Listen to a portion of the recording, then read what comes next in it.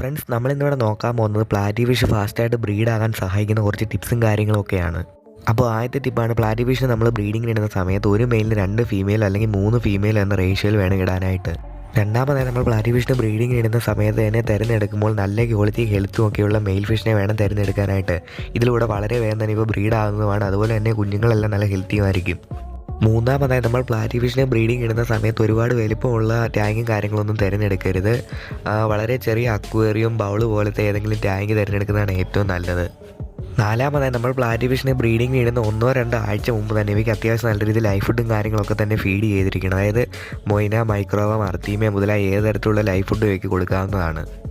അഞ്ചാമതായി, നമ്മൾ ഇവയെ ബ്രീഡിങ്ങിന് ഇടുന്ന ടാങ്കിൽ എന്തെങ്കിലും ലൈഫ് പ്ലാന്റ്സും കാര്യങ്ങളൊക്കെ വെച്ച് കൊടുക്കണം. അല്ലെന്നുണ്ടെങ്കിൽ ഫീമെയിൽ ഫിഷൊന്നും ഒളിച്ചിരിക്കാൻ പറ്റിയ എന്തെങ്കിലും ഒരു ഹൈഡിങ് സ്പോട്ടോ മറ്റോ വെച്ച് കൊടുക്കുന്നത് വളരെയധികം നല്ലതാണ്. ഇന്നത്തെ വീഡിയോ ഇഷ്ടപ്പെട്ടാൽ തീർച്ചയായും ലൈക്ക് ചെയ്ത്, ഇതുപോലുള്ള കൂടുതൽ വീഡിയോകൾക്ക് വേണ്ടി ഈ ചാനൽ സബ്സ്ക്രൈബ് ചെയ്യുക.